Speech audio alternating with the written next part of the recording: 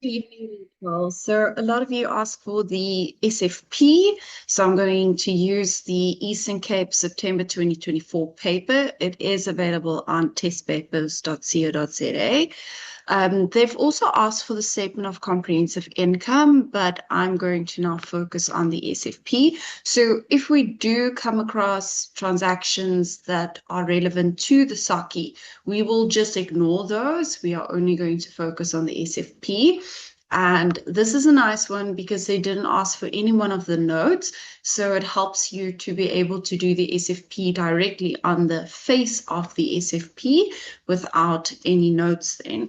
Remember that whenever we have to do the SAKI or the SFP, we will always start with balances and totals that have been provided to us in the information. So that is our starting point. Right, so I've already drawn up my answer booklet as per the information or as per the answer book that they provided. So now just to take the information given in the question paper. So the ordinary share capital has already been entered into your answer book. I just want to add here that it is 3 million shares, right? Then retained income is part of my ordinary shareholders' equity, so retained income, and currently has a question mark. So it could be that they are going to give me information relating to the retained income, or they might give me a ratio that will assist me in calculating the retained income. Then we are currently at year end on a loan balance. So loan with the bank's name. Oh, gosh, there we go. Bank's name, and that balance has been given. So we are working with that at the moment. Then we have debtors control. So remember that debtors control falls under your current assets, and current assets consist of inventories, trade, and other receivables. So we also want to into all of the missing items within our financial statements. We want to do that now already so we know what we are looking out for. So cash and cash equivalents. Right, so debtors fall under my trade and other receivables, and they are saying that it is currently 400 and 900. Oh my gosh, can I not even speak anymore? It's been a long day. 495,000 Rand. There we go. Okay, then SARS income tax provisional tax payments made of 300,000. However, if you look at your answer book, you will see that they've already said that we have a current liability for SARS income tax of 60,000 Rand. So in other words, they probably want us to use the 300,000 provisional tax payments to calculate some tax amount at another point in this question. It is most probably in your SAKI to calculate your income tax for the year. Then they also said here that we currently have provision for bad debts. And remember that provision for bad debts is subtracted from my trade and other receivables, more specifically my debtors control. So what I'm going to do here is I'm going to add provision, because if they now add something in my adjustments, then I know that I already started with a provision. Moving on, creditors control, 529,800 Rand. That is included in my current liabilities. So that falls under trade and other payables. And I'm going to start off with my 529,800. Okay, so see, I can actually say the amounts. I don't know what happened with my debtors control there.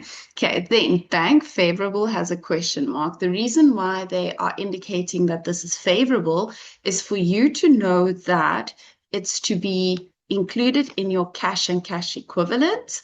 And it has a question mark currently. So it's either going to be that this is a balancing figure, or you have to use ratios to then balance your SFP to find that missing figure. Next up, we have trading stock, and we have a lot of that. So we're starting off with some trading stock. Then shareholders for dividends. So that falls under your under your current liability, so under your trade and other payables, you will add shareholders for dividends. Because remember, those are the dividends that you still have to pay to your shareholders. So you have declared it, but you haven't yet made payment. And those are all of your balance sheet section accounts included in your information A. Then, moving on. Adjustment number 1 says, the business uses a markup of 75% on cost, and then some of our customers were granted trade discount. So that is relevant to your SOCI. So we are not going to use it now in this video, only because it is not relevant to my SFP. They either left out the sales or the cost of sales, and they now wanted me to calculate that, and then maybe also the gross profit. So not SFP relevant, ignore for now. Now someone stole some of our grass cutting machines, and then it says that the business received and recorded 35,000 Rand from the insurance company. So we have received it and we have recorded that. So we have said debit bank and then credit the insurance claim. And this 35,000 Rand represented 80% of the value of the machines as they were underinsured. So in other words, we didn't insure the full 100% cost of our inventory there. It then says that no other entries were made. So in other words, you have not yet recorded the fact that some of your trading stock was stolen. So that's why you must now go and record that. So we're going to go to inventories, and we are going to say we actually don't have some of the inventory currently included in our balance. And the amount is the 35,000 Rand that I received, but I need to calculate the total amount for my trading stock that I no longer have. Because remember, the 35,000 Rand only represents 80% of the total cost of my inventory because it was underinsured. So 35,000, not 5, 35 times 100 divided by 80.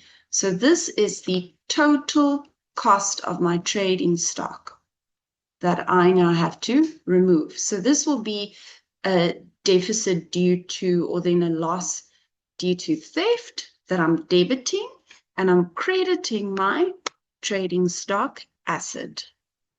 Right. Audit fees still outstanding at year end was 9,500 Rand. So audit fees still outstanding. In other words, you have an accrued expense. So you now need to go and include this 9,500 in your audit fees expense. So you're going to debit your audit fees in order for you to show the full 12 months expense. And then you need to go and credit your accrued expenses. So accrued expenses are current liabilities included in your trade and other payables. And then I'm just going to add there to say that this was an accrued expense so that I know what it was if I need to maybe just double check that I have included everything. Then next adjustment says that an annual advertising campaign was signed with a local newspaper with effect from 1 October 2023. 24,000 Rand was paid. So remember that your financial year ended on 30 June 2024. There we see it, 30 June 2024. Let's highlight that. And then this means that if you now made an annual payment that took effect on the 1st of October 2023, then it means that you've made a prepayment because you paid for 1 October 2023 until 30 September 2024. And 30 September 2024 is after your current financial year end. And that's why we're saying that you therefore have to add your prepaid expense. There we go. Okay, now for the amount. So 24,000 Rand is the total that you paid. But of that amount, 1 October 2023 up until 30 June 2024 is to be included in your current financial year. Whatever falls after that is in your prepaid expense. So we have July, and then we have August, and then we have September. So 3 out of the 12 months was therefore prepaid. So 24,000 times 3 divided by 12, so 6,000 Rand has been prepaid. But you obviously don't have to write the prepaid expense and all of that. You only have to write your calculations in your answer booklet. But this is a way for you to also not get confused if you have time to go back or if you see that you do not balance at year end. Okay, so I'm going to remove it from my advertising in my SOCI. And I'm going to add it to my trade and other receivables as a prepaid expense. So I'm anyways doing revision of the SOCI as well, because you can't look at any one of your adjustments in isolation. Right. Then provision for bad debts must be adjusted to 1,975 Rand. In other words, my provision for bad debts is no longer 2,355. It must be adjusted to 1,975. Therefore, I'm decreasing my provision for bad debts. So I'll have an income in my SOCI with the difference between what I had previously and what it has to be now. So that's my credit, and then I'm debiting my provision for bad debts to decrease that. Okay. A customer who overpaid his account, so in other words, a debtor who made an overpayment, therefore that debtor now has a credit balance. They're saying that he has requested that this overpayment be transferred to his creditor's account, as he also supplies the office with stationery. Okay, so he's our debtor, but he's also our creditor.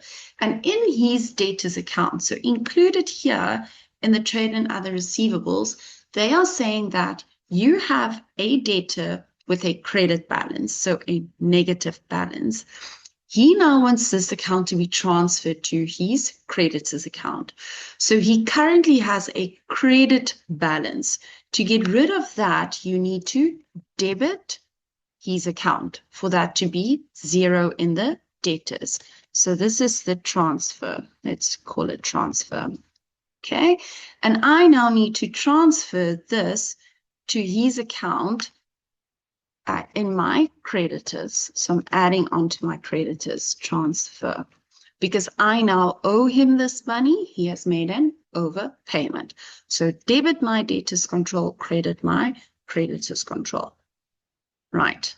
Now, this is us. If you are confused, you can always go back to your information to see who the business or what the business's name is. So where am I now? We earn commission of 25 Rand per unit sold to some manufacturer. So we have commission income. And now it says that commission on 900 units for June is still owed to us. So we earn commission. We have earned it for June on 900 units, but we have not yet received our money. Therefore, we have an accrued income. Accrued income is payable to us. So not payable, there we go. It's payable to us. Therefore, it is a receivable in our books. And the amount is 25 Rand per 900 units. So where's my calculator? So 25 times 900, 22,500. That is accrued that we must still receive. So we are debiting our accrued income account, and we are crediting our commission income account in the SOCI in order for us to reflect the full 12 months commission that we earned.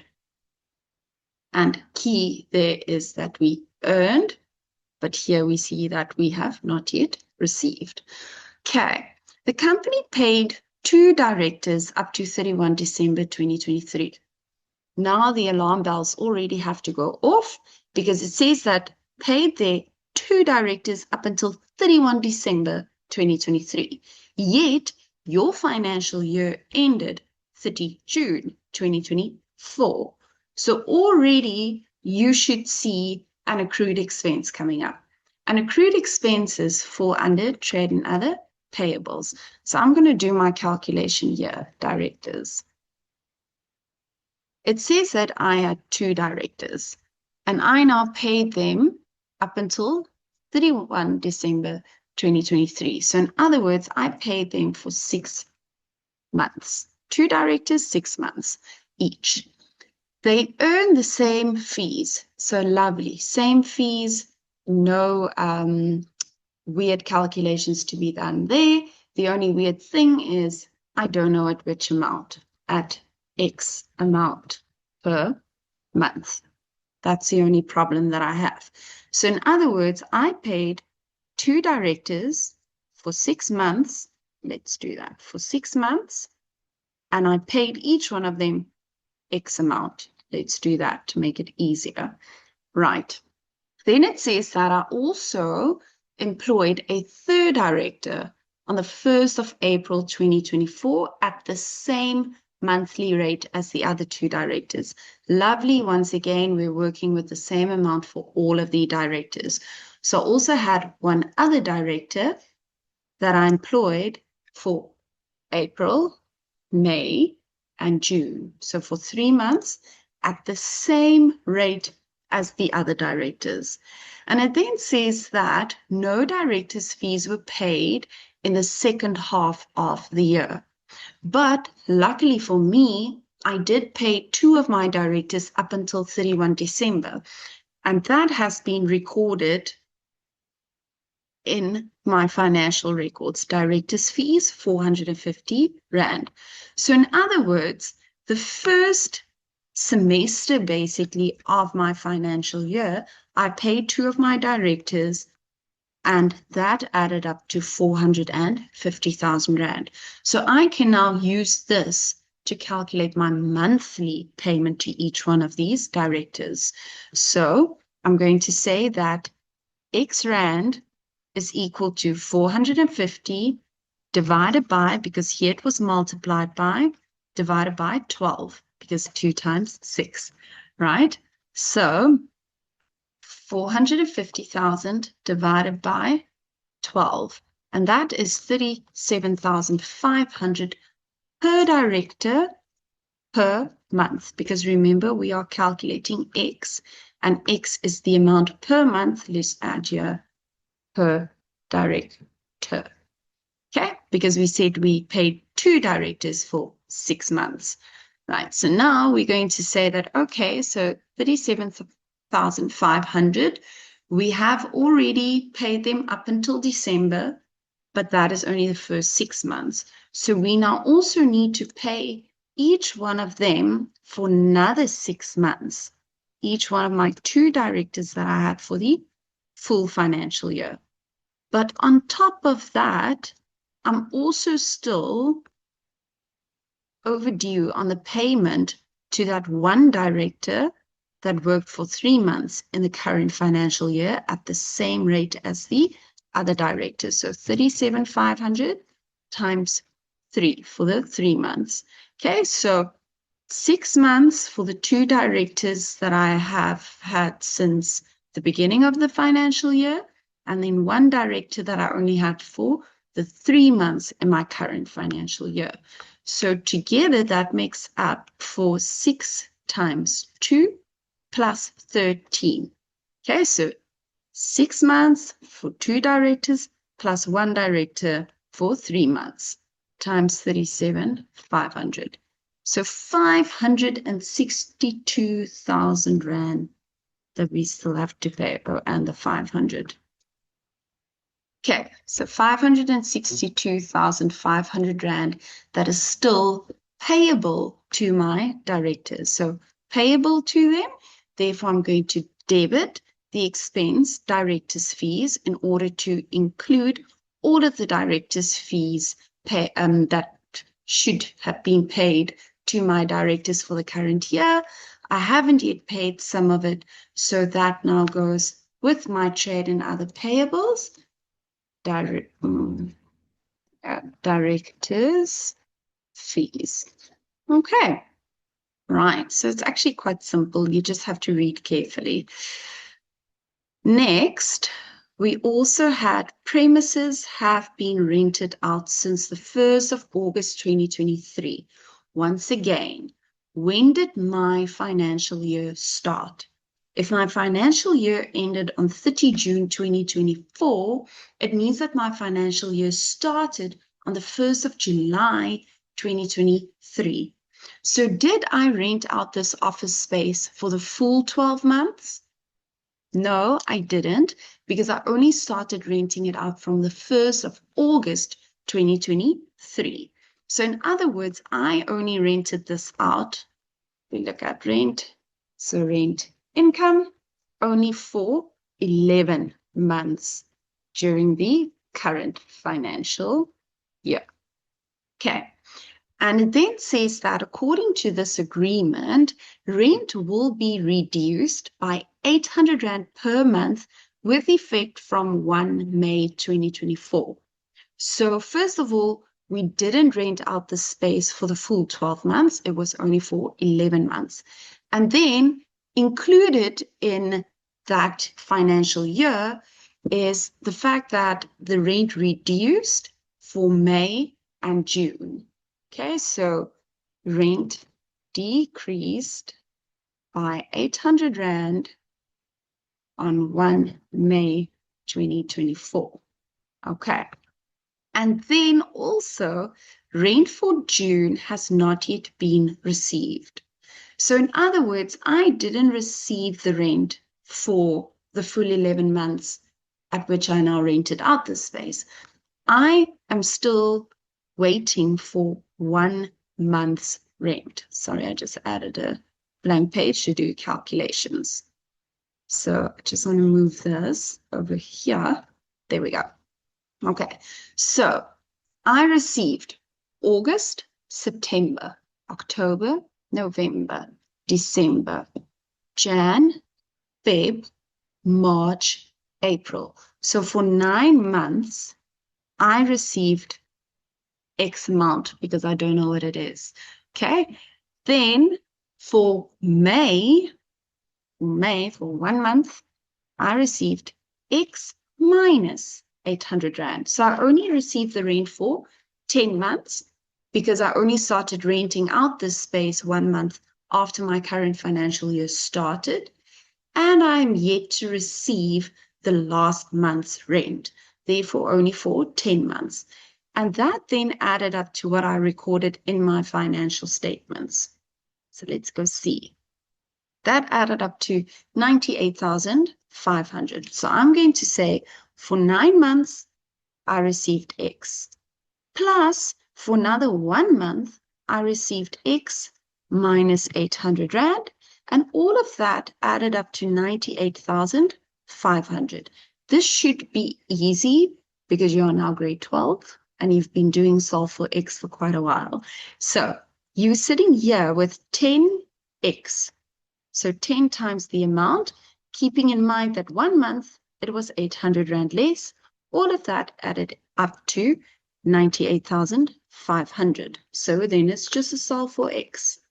So 98,500, the minus becomes a plus on the other side, so plus 800. Divide that by 10 to get the monthly rent. Oh, I'm changing my letters.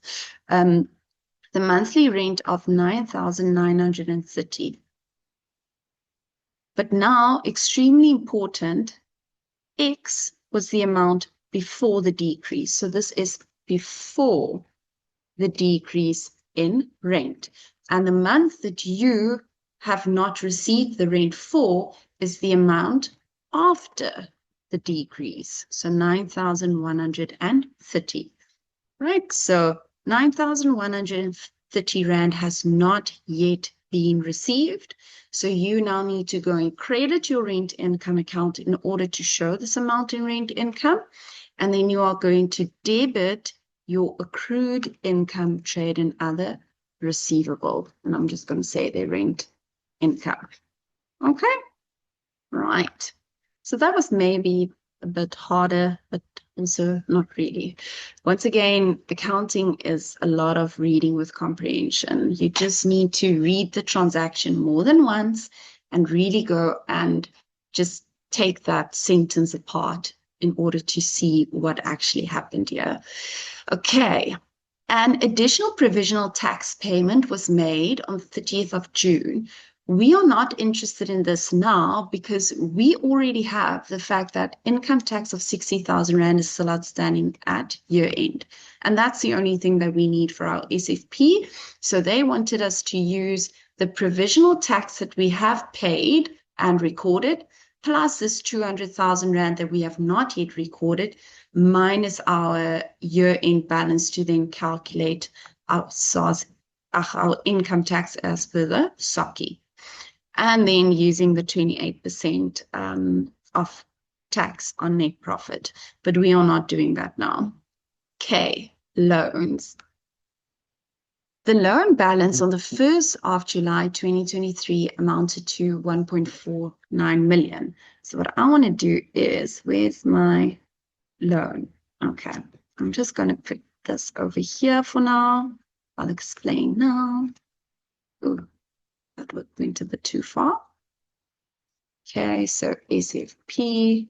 There we go. Okay, so they are saying that the loan balance on the 1st of July 2023, in other words, my opening balance was 149. Okay, that is my loan balance. It then says that interest of 120,100 Rand on the loan is capitalized. So remember, whenever interest is capitalized, it's added onto the loan. So I started off my financial year owing 1.49 million, right? There we have it. But then they've added some interest onto that. So let's see my closing balance. Oops. Yeah. So 149 plus my interest. So they are saying that this is your balance after interest. Closing balance after interest.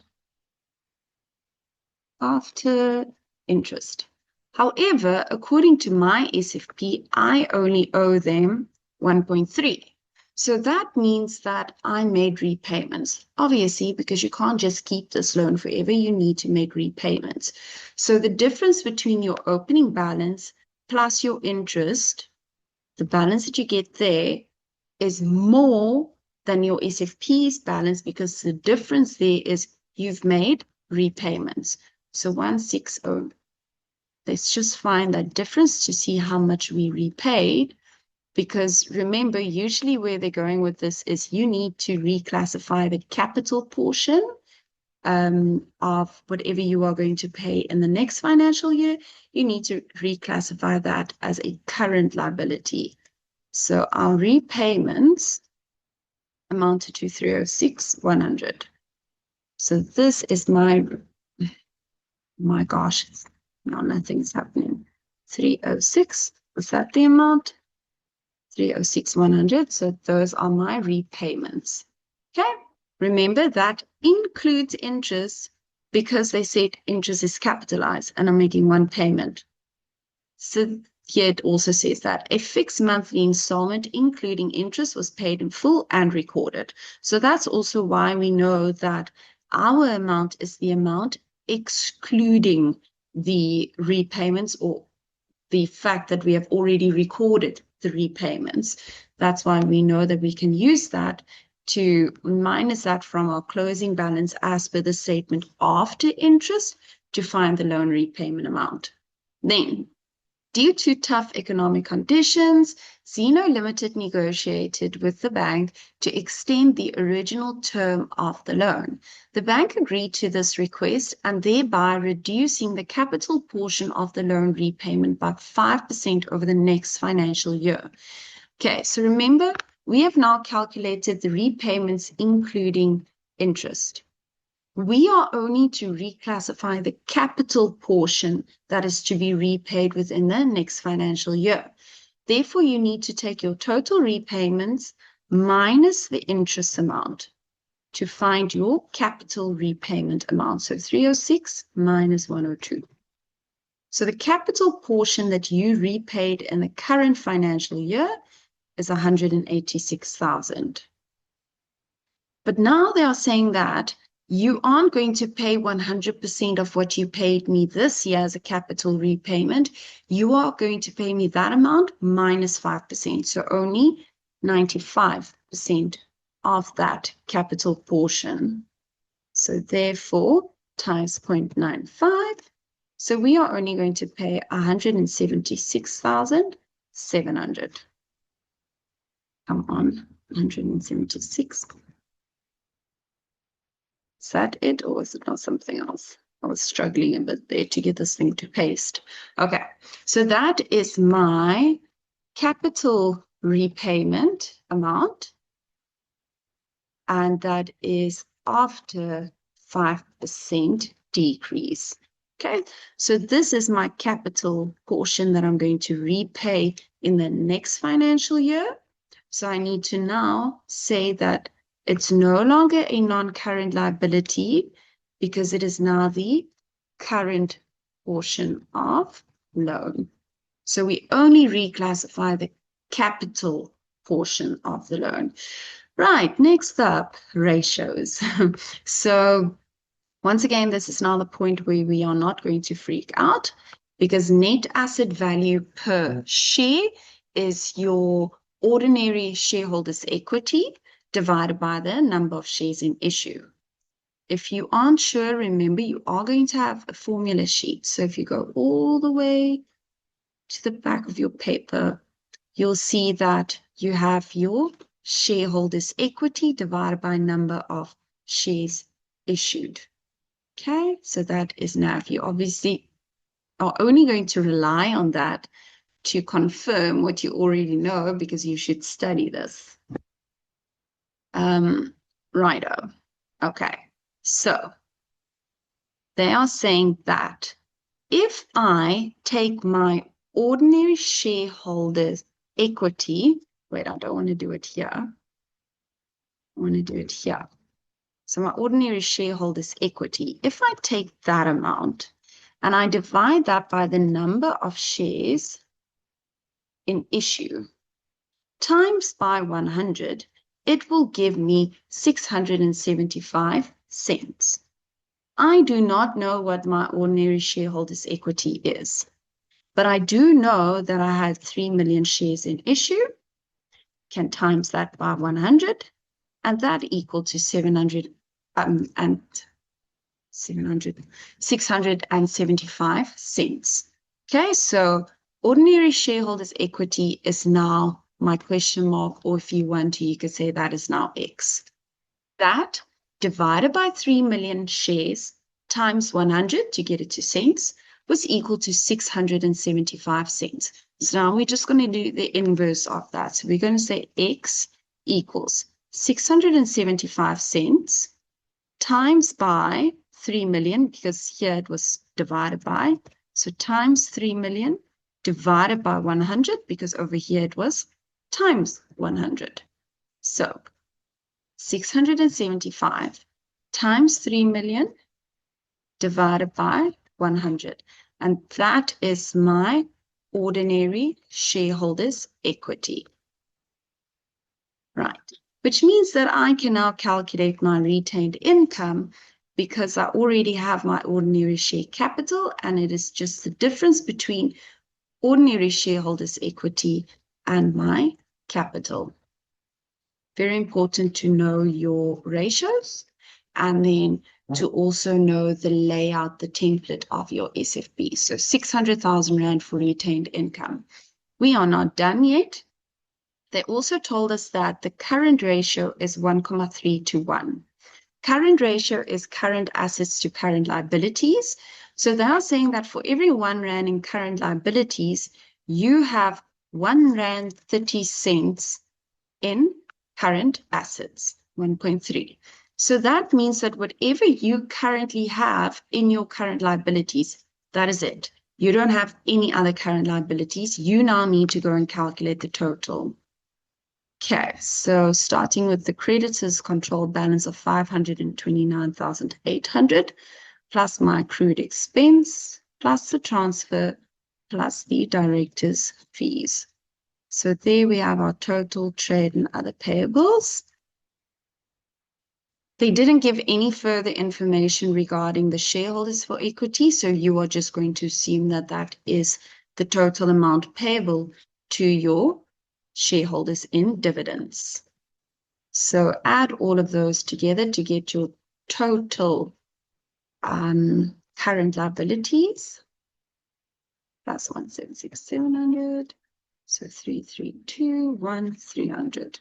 Okay, so there we have our current liabilities. We are saying that for every R1 in current liabilities, we have R1.30 in current assets, so times by 130. So there we have our current assets. Cool. Right, then inventories. You already have the inventory amounts. Because they didn't give you any further information, only cash and cash equivalents have the question mark for bank, means that all the other information is now complete. You just need to add your totals. So we're just removing the stock that was stolen. There we go. And then we had our trade and other receivables, starting with 495,000 minus the provision plus the advertising prepaid expense, plus the transfer of creditors account, plus the 22,500, I think that was the commission accrued, plus the rent income that is still due to us. And that then equals our trade and other receivables. I just want to double check that I didn't make a mistake there. Plus 6,000. Plus 2,800 plus 22,500 plus 9,130. Yes, okay, I'm happy. Right. So cash and cash equivalents plus trade and other receivables plus inventories is equal to current assets. Therefore, I can say that current assets minus inventories minus trade and other receivables is equal to my cash and cash equivalents. So I'm just balancing my current assets. So minus 455. So therefore, I have a lot of cash, 1.6. There we go. So there's my cash and cash equivalents. I'm not done yet because I do not yet have my non-current liability over here, the final amount. So starting with the balance at year end minus the capital repayment, that is then, oh gosh, there we go. That is then my loan. I'm just going to copy to put it here, my non-current liabilities, and that is it.